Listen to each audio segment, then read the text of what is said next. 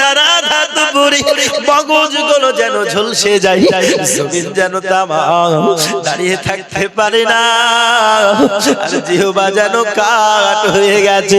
ওগো ঈসা রুহুল্লাহ, আমাদেরকে এই কষ্ট থেকে পরিত্রাণ দিন।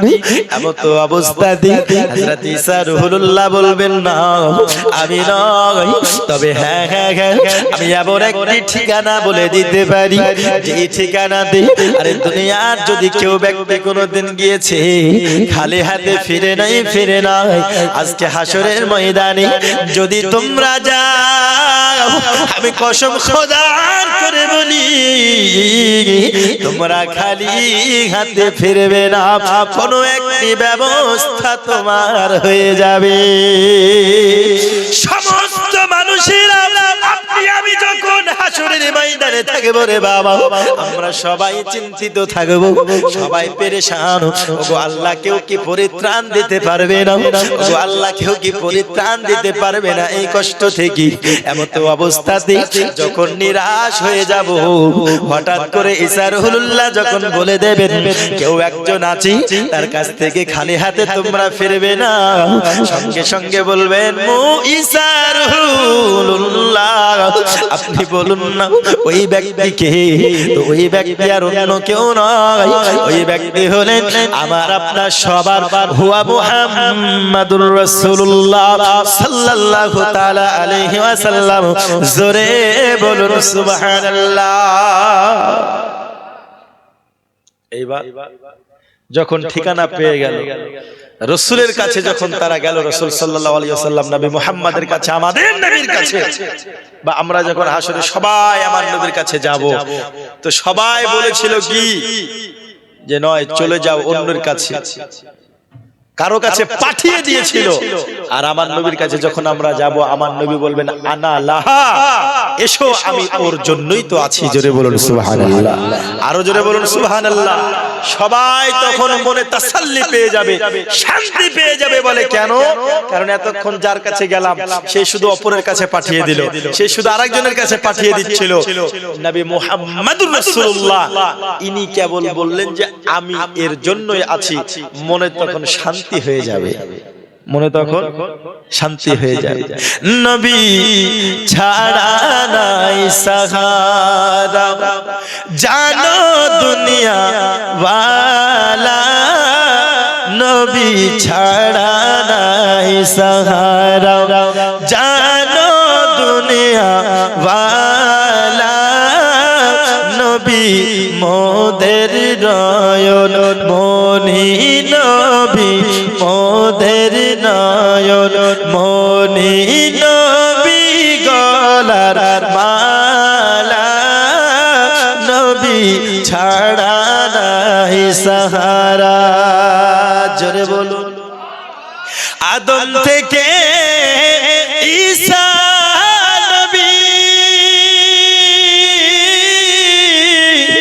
নফসি নফসি করবেন সবই, উম্মতি উম্মতি বলে, উম্মতি উম্মতি বলে কাঁদবেন উম্মতওয়ালা, নবী ছাড়া নাই সাহারা, নবী ছাড়া নাই সাহারা, জানো দুনিয়া ওয়ালা, নবী মোদের নয়ন মনি, নবী মোদের নয়ন মনি, নবী গলার মালা, নবী ছাড়া নাই সাহারা। হাসরের ময়দানে যখন দেখবেন সবাই মিলে যেন আমার নবীর কাছে এসেছি, আর এমন অবস্থায় আসবো আমরাও, যেমন অবস্থাতে আমার নবীর কাছে উপস্থিত হবে রে মা, আমার নবী দেখবেন যে আমার উম্মতেরাও শুকিয়ে যেন কাঠ হয়ে গেছে, তাদের জমিন যেন পা পড়ে যেন যায় তাদের, কারণ জমিন নাই, জমিন তামা হয়ে গেছে, সূর্য মাথার আঘাত উপরে আসার কারণে হে দরদি তখন মাথার মগজ গলা যেন আস্তে আস্তে ঝলসাতে আছে।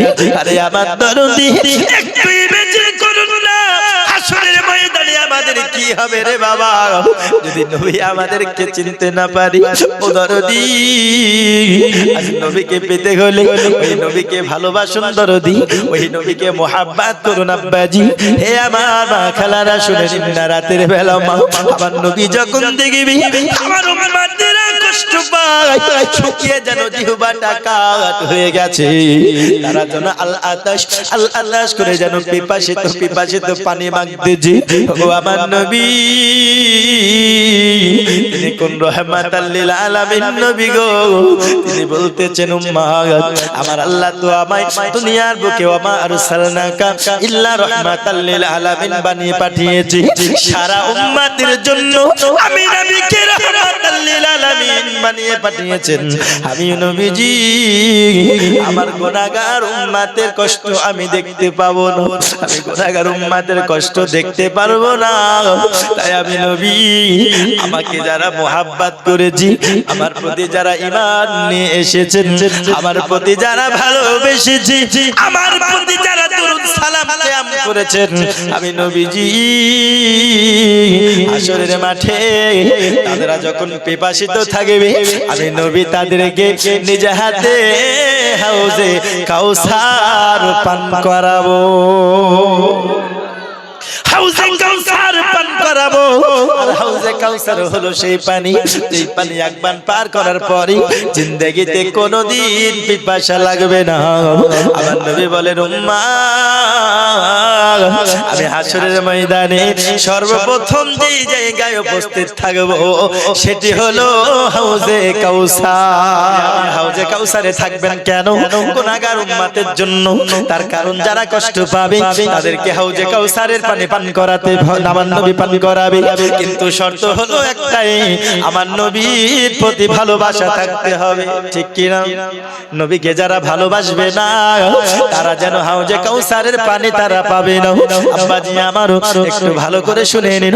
আমার সাহাবারা জিজ্ঞাসা করলেন, ওগো নবীজি কাল হাশরের মাঠে আপনি নবী আপনার গুনাহগার উম্মতেরা যদি আপনাকে হাউজে কাউসার না পাই, নবী গো আপনি নবীকে কোথায় খোঁজন করবে? আপনি নবীকে কোথায় খুঁজবে গো নবী? আপনি একটু বলুন না, আপনি নবী হাউজে কাউসারে যদি না থাকেন তাহলে আপনাকে কোথায় খুঁজবো? এমন তো অবস্থাতে আমার নবী বলতেছেন উম্মাত আমি নবীজি যদি হাউজে কাউসারে না থাকি 2 নাম্বার জায়গায় তোমরা খুঁজবে। আর 2 নাম্বার জায়গা কোনটা? আমার নবী বলতেছেন 2 নাম্বার জায়গা হলো আমি নবীজি যেখানে থাকবো ওই জায়গাটার নাম হলো মিজান। জোরে বলুন সুবহানাল্লাহ। যখন আপনার আমার নেকি এবং গুনার পাল্লা ওজন করা হবে বাবা, আমাদের যদি গুনার পাল্লা ভারী হয় তাহলে আমরা যাব জাহান্নামে, আর যদি নেকির পাল্লা ভারী হয় তাহলে আমরা যাব জান্নাতে। আব্বাজি এখানে আমরা কেউ বুকে হাত দিয়ে বলতে পারবো না ওগো হুজুর আমার নেকির পাল্লাটা ভারী হবে, কেউ কিন্তু এই রকম বলতে সাহস পাবো না। পাবো নাকি? কেউ বলতে পারবে হুজুর আমার নেকির পাল্লা ভারী হবে? কেউ বলতে পারবে না। কেন? কারণ মায়ে জানে বাপ, মনে জানে পাপ। আমার মা জানে আমার বাবা কেমন, আর আমি জানি আমার মন কেমন। মনের দিকে লক্ষ্য করে দেখলে হবে যে আমরা নেকির পাল্লা ভারী তো দূরের কথা, আমরা এত গুনাহ করেছি ওজন করার আগে মনে হয় আমাদের মনে হবে যে আমাদের ভারী হয়ে গেছে, তাই না? হ্যাঁ, এই হচ্ছে অবস্থা বাবা। হে বাবাজি আমার নবী পাক সাল্লাল্লাহু তাআলা আলাইহি ওয়াসাল্লাম তিনি আপনার যখন আপনার গুনার পাল্লা ভারী হয়ে যাবে ওরে গায়েবী আওয়াজ চলে আসবে, এই ফেরেশতা তুমি নিয়ে যাও বান্দাকে জাহান্নামে নিয়ে চলে যাও। কারণ এই বান্দা পৃথিবীর জমিনে অনেক গুনাহ করেছেন, অনেক পাপ করেছেন, আপনি নিয়ে যান জাহান্নামের দিকে তোমরা নিয়ে যাও। দরদি ফারেস্তা মণ্ডলীরাও আপনাকে আমাকে ধরে ধরে জাহান্নামে নিয়ে যাবে, কারণ আমাদের গুনাহ পাল্লা ভারী হয়ে যাবে। আব্বাজি আমার নবীজি বলতেছেন আমি মিজানে এই জন্য উপস্থিত থাকব, যখন ফারেস্তা মণ্ডলী আমার গুনাহগার উম্মতকে জাহান্নামের দিকে টানতে টানতে নিয়ে যাবে, আমি নবীজি ওই জায়গাতে জিজ্ঞাসা করব, ওরে ফারেস্তারা আমার আশিককে আমার উম্মতকে তোমরা কোথায় নিয়ে যাচ্ছ? ওরে আমার বাবাজি ফারেস্তা মণ্ডলী বলবেন হাবিবুল্লাহ, আল্লাহর পাকের হুকুম হয়ে গেছে, এই বান্দার গুনার পাল্লাটা ভারী হয়ে গেছে, তার জন্য জাহান্নামে তাকে নিয়ে যেতে বলা হয়েছে। আমার নবী বলবেন ফারেস্তা আমার এই উম্মতের নেকি এবং গুনার পাল্লা পুনরায় ওজন করা হোক, পুনরায় আবার ওজন করা হবে। যখন পুনরায় ওজন করা হবে, আমার নবী সাল্লাল্লাহু তাআলা আলাইহি ওয়াসাল্লাম ছোট্ট একটি কাগজের টুকরা সেই নেকির পাল্লাতে রেখে দেবে, যেই নেকির পাল্লা হালকা হয়েছিল এবার নেকির পাল্লা সঙ্গে সঙ্গে ভারী হয়ে যাবে। জোরে বলুন সুবহানাল্লাহ। ভারী হয়ে যাবে। তো ভারী হয়ে নিচে যাবে না উপরে যাবে? না, উপরে যাবে। ভারী ভারী হলে উপরে যাবে। দুনিয়ার সিস্টেম এটা যে যেটা ভারী হয় সেটা নিচে যায়, বুঝলেন না? কিন্তু কিয়ামতের হাসরের ময়দানের সিস্টেম এটা, যেটা ভারী হবে সেটা উপরে আর যেটা হালকা হবে সেটা নিচে চলে আসবে। আব্বাজি আমার ভালো করে বুঝুন বাবা, যখন আপনাকে আমাকে যখন আল্লাহর নবীর উম্মতকে যখন আপনার নবীজি পার করে নেবেন, যখন নেকির পাল্লা ভারী হয়ে যাবে, তখন সঙ্গে সঙ্গে ওই বান্দা জিজ্ঞাসা করবেন হে মহান ব্যক্তি আপনি কে, যার জন্য আমি জাহান্নামী থেকে জান্নাতে চলে যাচ্ছি? এমন তো অবস্থাতে বলবেন আমি হলাম তোমাদের আখিরি নবী মুহাম্মাদুর রাসূলুল্লাহ। জোরে বলুন না সুবহানাল্লাহ। সঙ্গে সঙ্গে বাবা আমার নবীর কদমে পড়ে যাব, আমার নবীকে তারা জিজ্ঞাসা করবে নবী গো পৃথিবীতে তো আমি এমন কোন ভালো কাজ করে নাই, এমন কোন ভালো কাজ আমি করতে পারি নাই, ওগো নবীজি আমার নেকির থেকে গুনাহ অনেক বেশি আমি করেছি, তার জন্য গুনার পাল্লাটা ভারী হয়ে গেছে। ওগো আমার নবীজি আপনার কাছে আমার আরজ হইল নবী গো আপনি আমায় একটু জানিয়ে দিন, আপনি আমায় একটু জানিয়ে দেন না আমি এমন কি আমল করেছি, আমি এমন কি কাজ করেছি গো নবী যে আপনি আমার নেকির পাল্লাটা ভারী করে দিলেন? তখন আমার নবী বলবেন উম্মাত পৃথিবীর জমিনে তুমি কোনো ভালো কাজ করতে পারো নাই, তুমি কোনো ভালো নেকি কাজ করতে পারো নাই, তবে হ্যাঁ পৃথিবীর জমিনে যদি কোনো জালসা মিলাদ মসজিদ মাদ্রাসা কোনো জায়গাতে যখন আমি নবীজি আমার প্রতি দরুদ পড়া হতো, আল্লাহর হুকুম করেছেন ইয়া আইয়ুহাল্লাযীনা আমানু সাল্লু আলাইহি ওয়া সাল্লিমু তাসলিমা, ও ঈমানদার বান্দা বান্দীরা তোমরা আমার নবীর উপরে বেশি বেশি করে দরুদ ও সালাম পড়ো। আমার নবী বলবেন উম্মাত যখন জালসাতে বলা হয়েছিল, যখন ফাতিহাতে বলা হয়েছিল, যখন কোন জায়গাতে আমি নবীর প্রতি দরুদ পড়তে বলা হয়েছিল, ওরে আমার উম্মাত তুমি ভক্তি ভরে মুহাব্বতি আমি নবীকে হাজির ও নাজির মনে করি, আমি নবীকে তোমার জান মালের থেকে ভালোবেসে আমি নবীর প্রতি মুহাব্বতে একবার দরুদ পড়েছিলে উম্মাত, ওই দরুদ ফেরেশতা মণ্ডলী আমি নবীর কাছে পৌঁছে দিয়েছিল। আমি নবীজি তোমার এই মুহাব্বত ভরা দরুদ আমি শুনে কবুল করে নিয়েছি। উম্মত রে আজকে তোমার নেকির পাল্লাতে যে আমলের বরকত আমি দিয়েছি ওটা আর কিছু নয়, ওটা হলো আমি নবীর প্রতি দরুদ পড়ার বরকত। আরো জোরে হবে না সুবহানাল্লাহ। ওটা কিসের জন্য দিয়েছি? তুমি যে আমার প্রতি একবার দরুদ পড়েছিলে, ওই দরুদ আমার কাছে এত পছন্দ হয়ে গেছে, আমি নবী দরুদ কবুল করে নিয়েছি। এ বাবাজি আমার, আমরা দরুদ পড়তে অনেকে কৃপণতা করি, অনেকে বলে দরুদ পড়াও বেদাত, বলে না? অনেকে বলে দরুদ পড়াও বেদাত। একটা কথা মাথায় রাখতে হবে, আমরা যারা দরুদ পড়তে কৃপণতা করি, মুসলমান যদি একবার ভক্তি ভরে মুহাব্বতে একবার যদি ভালোবেসে নবীর প্রতি দরুদ আমাদের কবুল হয়ে যায়, আমাদের ইহ জগতেও বেড়া পার, পর জগতেও বেড়া পার হয়ে যাবে। জোরে বলে কোন দরুদ আমরা পড়ি গো? আমরা দরুদ পড়ি কেন? আমরা দরুদ এই জন্য পড়ি যে নবীর প্রতি দরুদ শুধু আমরা নয়, স্বয়ং আল্লাহ নিজেই পড়েছেন। জোরে বলুন সুবহানাল্লাহ। ইন্নাল্লাহা ওয়া মালাইকাতাহু ইউসাল্লুনা আলান নবী।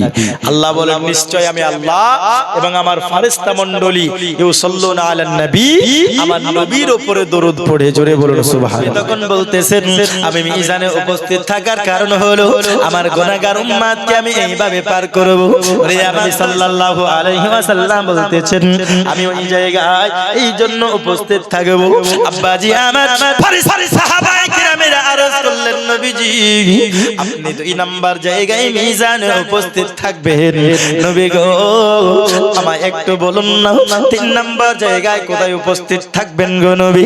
গো আমার নবী যদি আপনার গুনাহগার উম্মতেরা আপনাকে হাউজে কাউসারে না পায় গো নবী, আপনাকে যদি মিজানে না পাই ওগো নবী, আপনাকে আপনার উম্মতেরা কোথায় খোঁজন করবে? তখন আমার নবী বলেন আমাকে 3 নাম্বার জায়গাতে খুঁজতে হবে। 3 নাম্বার জায়গা কোনটা? 3 নাম্বার জায়গা অন্য কোন জায়গা নয়, 3 নাম্বার জায়গা হলো পুলসিরাত। জোরে বলুন না সুবহানাল্লাহ। হে বাবাজি আমার, আমি দোয়াটা শিখিয়ে দেব বাবা, তবে দোয়াটা বলার পূর্বে আমি আপনাদের কাছে একটু রিকোয়েস্ট করি, হে আমার দরদি যেটা বলতেছিলাম সেটা একটু চলুন একটু এগিয়ে নিয়ে যাই, এটা মনে রাখবেন দরদি। আব্বাজি আমার, আমার নবী পাক সাল্লাল্লাহু তাআলা আলাইহি ওয়াসাল্লাম 3 নাম্বার জায়গা পুলসিরাতে কেন উপস্থিত থাকবেন গো আমার নবী? ওরে আমার দরদি পুলসিরাতের কথা আমরা যারা শুনেছি, আমার নবী বলতেছেন গো আমার সাহাবা পুলসিরাতের রাস্তা হবে এত চিকন, চুলের থেকে চিকন, তলোয়ারের থেকে বেশি ধারালো। আমার গুনাহগার উম্মতেরা ওই পুলসিরাতের রাস্তা পার তারা হবে, পার হতে হবে, পার হতে হবে। ওই পারে থাকবে জান্নাত, নিচে থাকবে জাহান্নাম, এই পার থেকে যেতে হবে। আব্বাজি আমার ভালো করে বুঝুন বাবা, এইবার আমার নবীজি দেখবাজি আমার, আমার নবী বলতেছেন আমার গুনাহগার উম্মতিরা কাটবে আর কেউ যেন আপনার জাহান্নামে পড়ে যাবে, কেউ আস্তে আস্তে পড়বে, উঠবে, কষ্ট হবে, যাবে। আমার উম্মতেরাও যার ইমানের পাওয়ার যেমন হবে এই রকম ভাবে সেই গতিতে কেউ পার হবে। যাদের ইমানের গতি সাহাবায়ে কেরামের মতো থাকবে রে দরদি, তারা বিদ্যুতের নেই পার হয়ে যাবে। আর যারা বলে যে না শুধু আমরা নবীকে ভালোবাসি মুখেই বলে, কিন্তু হাকিকতে ওর স্ত্রীকে বেশি ভালোবাসে, বুঝলেন না? শুধু মুখে বলে যে না সব থেকে আমি বেশি ভালোবাসি নবীকে, কিন্তু হাকিকতে যদি দেখতে পাই তাহলে সব থেকে বেশি ভালোবাসে তার স্ত্রীকে, বুঝলে? হ্যাঁ, এটাও ভালোবাসা। কিন্তু আমি প্রথমে হাদিস কি পড়েছি, স্ত্রী, পুত্র, কন্যা, বাবা, মা সবার থেকে, এমনকি নিজের জানের থেকেও নবীকে ভালোবাসতে হবে, হবে না? নিজের জানের থেকে নবীকে ভালোবাসতে হবে। বলে কেন? কারণ নবীর মোহাব্বতে যারা জান দিয়েছে তারাই তো শহীদের দরজা পেয়েছে। জোরে বলুন সুবহানাল্লাহ। নবীর ভালোবাসায় যারা জান দিয়েছে তারা সাকসেস হয়ে গেছে। আজ নবীর ভালোবাসাতে আই লাভ মুহাম্মদ লিখেছে, যার জন্য এফআইআর করে জেলে ঢুকিয়ে দিয়েছে। আচ্ছা বলুন তো, আমরা মুসলমান নবীকে ভালোবাসি কি বাসি না? জোরে বলুন, বাসি কি বাসি না? ভালোবাসি।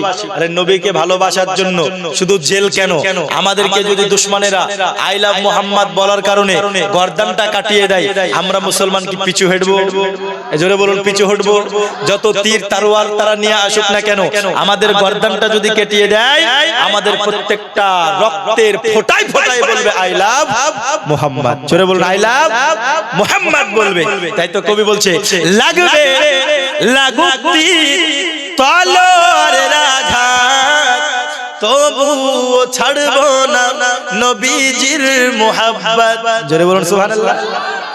হ্যাঁ লাগবে লাগুক তীর তলোয়ারের আঘাত, তবুও ছাড়বো না নবীজির মোহাব্বত। লড়বো মরবো, লড়বো মরবো, বলবো পয়গম্বর নারায়ে তাকবীর, হো আকবার, জোরে নারায়ে তাকবীর, আল্লাহু আকবার, নারায়ে রিসালাত ইয়া রাসূলুল্লাহ। সিদ্দিক, ফারুক, উসমান, হায়দার, চারজন সাহাবা সবচেয়ে বেহতর। জোরে বলুন সুবহানাল্লাহ। হ্যাঁ সিদ্দিক, ফারুক, উসমান, হায়দার, চারজন সাহাবা সবচেয়ে বেহতর, কারণ তাদের দিলে আছে, তাদের দিলে আছে আল্লাহর পয়গম্বর।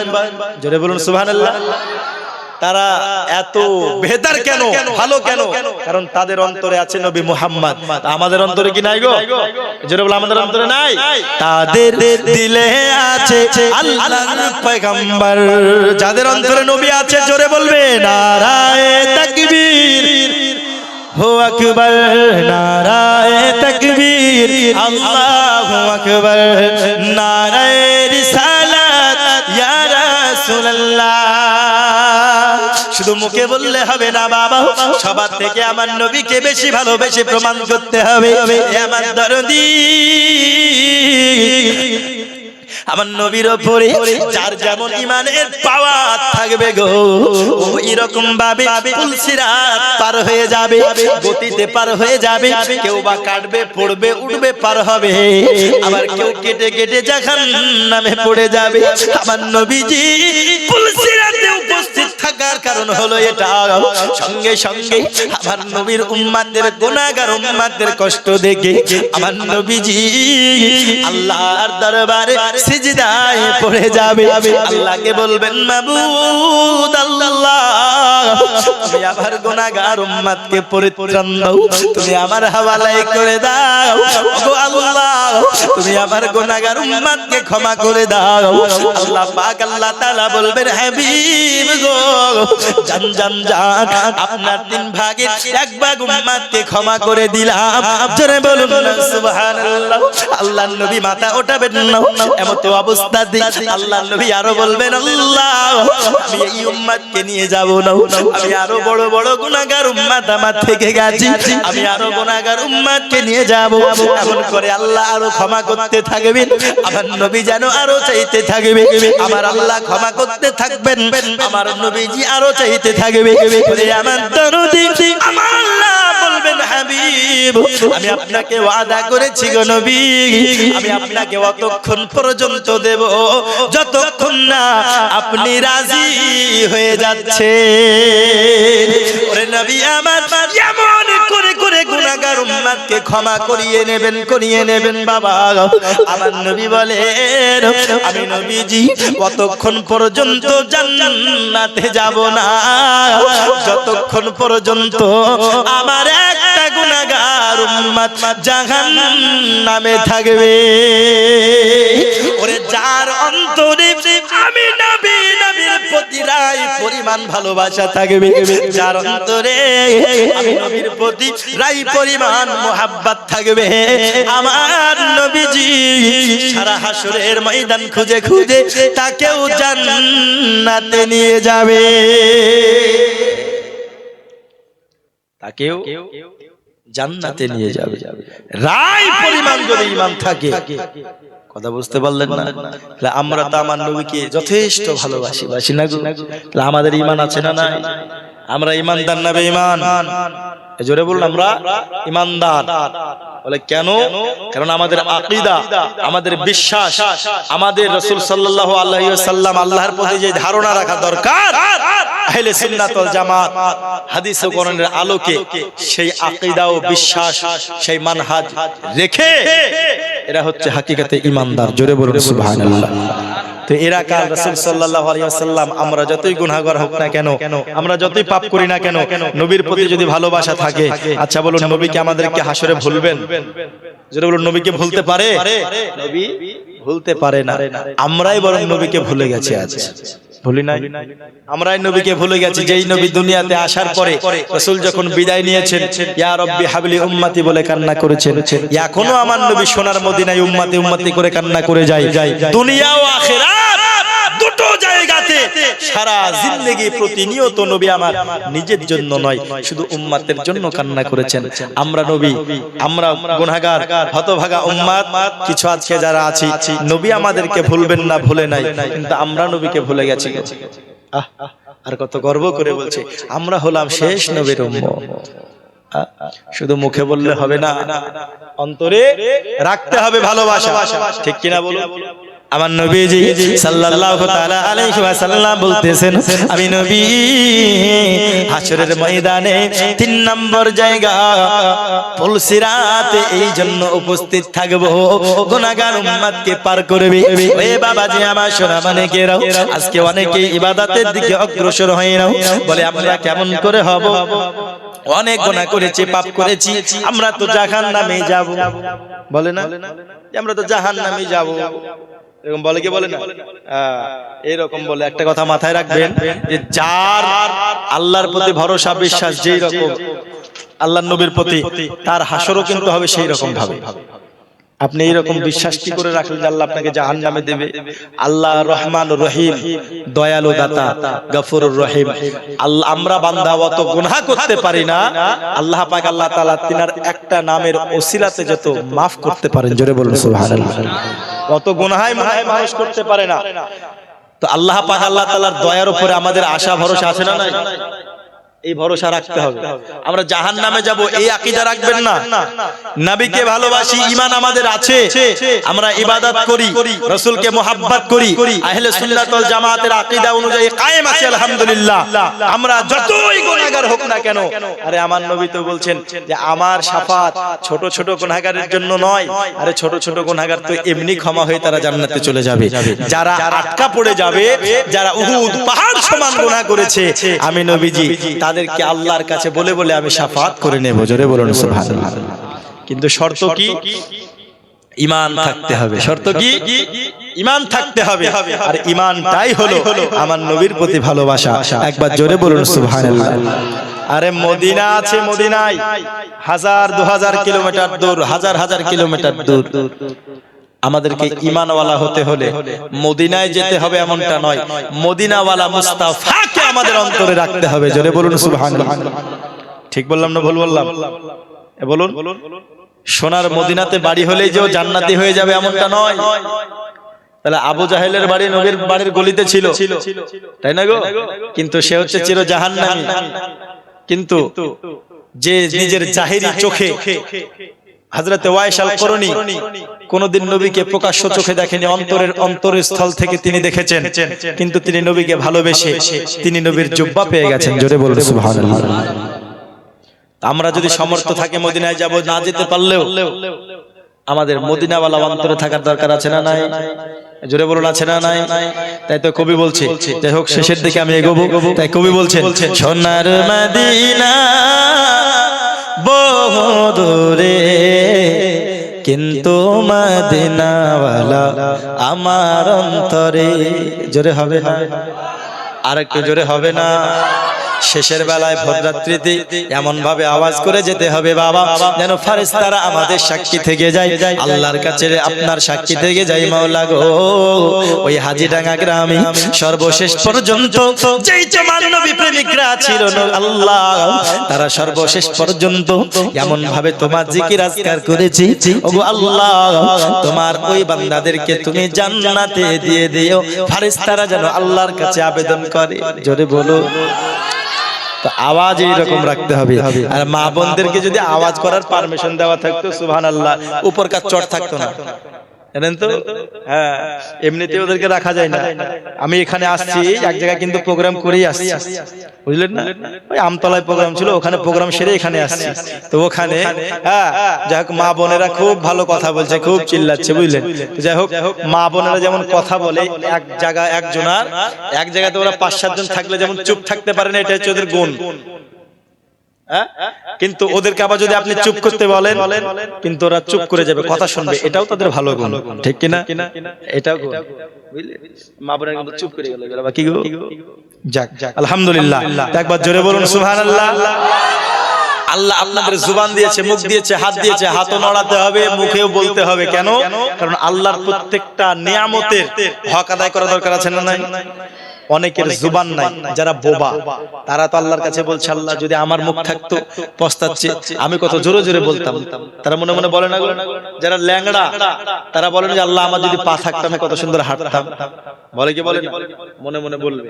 আল্লাহ আপনাদের মুখ দিয়েছে, ওই বোবার মতো আপনাদের তো পস্তানোর কিছু নেই, আপনাদেরকে শুকরিয়া আদায় করে আরো বলতে হবে সুবহানাল্লাহ, এবং আরো বলতে হবে আমার সঙ্গে সুরে সুর মিলিয়ে বলুন, সোনার মদিনা বহু দূরে, কিন্তু মদিনাওয়ালা আমার অন্তরে, বলো না, কিন্তু মদিনাওয়ালা আমার অন্তরে, আমার অন্তর জুড়ে মদিনা আছে রে, অন্তর জুড়ে মদিনা আছে রে, সে মদিনা কেমনে যাব, মন মানে না রে, বলো না, সেই মদিনা কেমনে যাব, মন মানে না রে। আগা সোনার মদিনা বহু দূরে, কিন্তু মদিনাওয়ালা, আমার সঙ্গে বলুন না, কিন্তু মদিনাওয়ালা আমার অন্তরে, বলুন কিন্তু মদিনাওয়ালা তোরে, বলো না, কিন্তু মদিনাওয়ালা তোরে। যে গিয়েছে একবার সোনার মদিনা, তাহার মনে আর কোনো দুঃখ রইল না। যে গিয়েছে একবার সোনার মদিনা, তাহার মনে আর কোনো দুঃখ রইল না, তাহার মনে আর কোনো দুঃখ রইল না। যে গিয়েছে একবার সোনার মদিনা, তাহার মনে আর কোনো দুঃখ রইল না, তাহার মনে আর কোনো দুঃখ রইল না।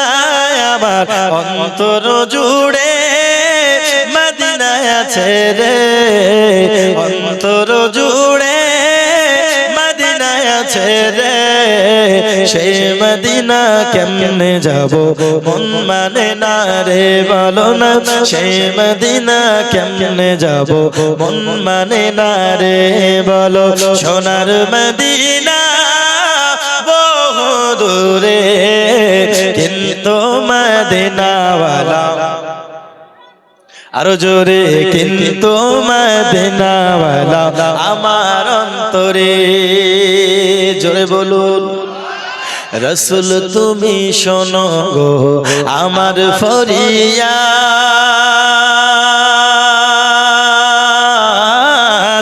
চুমু খেতে বাড়িয়ে দাও নূরানি হাত, জোরে বলুন সুবহানাল্লাহ। আমরা নবীর নূরানি হাতে চুমু খেতে চাই কি চাই না? জোরে বলুন, চাই কি চাই না? রাসূল তুমি শোনো গো আমার ফরিয়াদ, চুমু খেতে বাড়িয়ে দাও নূরানি হাত, চুমু খেতে বাড়িয়ে দাও নূরানি হাত। রাসূল তুমি শোনো গো আমার ফরিয়াদ, চুমু খেতে বাড়িয়ে দাও নূরানি হাত, চুমু খেতে বাড়িয়ে দাও নূরানি হাত। আমার অন্তর ভরে চুমু খাবো রে, অন্তর জুড়ে মদিনায় আছে রে, সেই মদিনা কেমনে যাব মন মানে না রে বলো না সেই মদিনা কেমনে যাব মন মানে না রে বলো না সোনার মদিনা বহু দূরে কিন্তু মদিনাওয়ালা তোরে বলো না কিন্তু মদিনাওয়ালা আমার অন্তরে আল্লাহুম্মা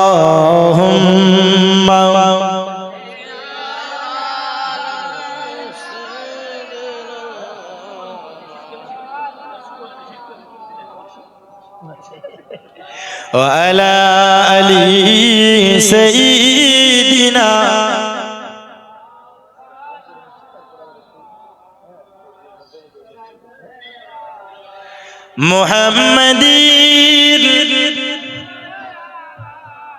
मुहम्मद हरदम ज़बान से निकलो पाक नामे मुहम्मद हरदम ज़बान से निकलो शफीना মুহাম্মদ সাল্লাল্লাহু তাআলা আলাইহি ওয়াসাল্লাম। তা আমি যেটা বলেছিলাম কুল ইন কুনতুম তুহিব্বুনাল্লাহ ফাত্তাবিউনি ইউহিব্বুকুমুল্লাহ ওয়া ইয়াগফির লাকুম যুনুবাকুম আল্লাহু গফুরুর রহিম। জীবনের সমস্ত গুনাহ যদি maaf করাতে হয় তাহলে আল্লাহকে যদি পেতে হয় নবীকে ভালোবাসতে হবে। আর রাসূল সাল্লাল্লাহু আলাইহি ওয়াসাল্লাম হাশরের ময়দানে যে তিনটে জায়গায় থাকবেন ওই তিনটে জায়গায় তারাই লাভবান হবে যারা দুনিয়াতে রাসূলকে ভালোবেসেছেন। জোরে বলুন সুবহানাল্লাহ। যারা দুনিয়াতে রাসূলকে ভালোবেসেছেন। আজকে বলে যে তোমরা শুধু নবীর ভালোবাসার কথা বলো, ভালোবাসার কথা বলো। আরে পাগল, বলবো না কেন? নবীর ভালোবাসা ছাড়া জিন্দেগিতে আছেই বাকি, তাই না? নবীর ভালোবাসা তোমার অন্তরে যদি না থাকে তোমার কিচ্ছু ভালো লাগবে না। ভালো লাগবে কি? কিচ্ছু ভালো লাগবে না।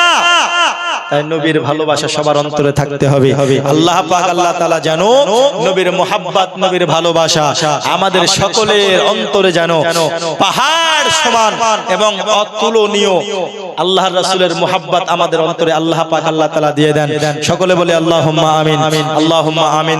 আল্লাহর রাসূলকে মোহাব্বত করে আল্লাহ পাক আল্লাহ তাআলা যেন আমাদের সকলকেই পাঞ্জেগানা নামাজ পড়ার তৌফিক দান করুক। সকলে বলি আল্লাহুম্মা আমিন।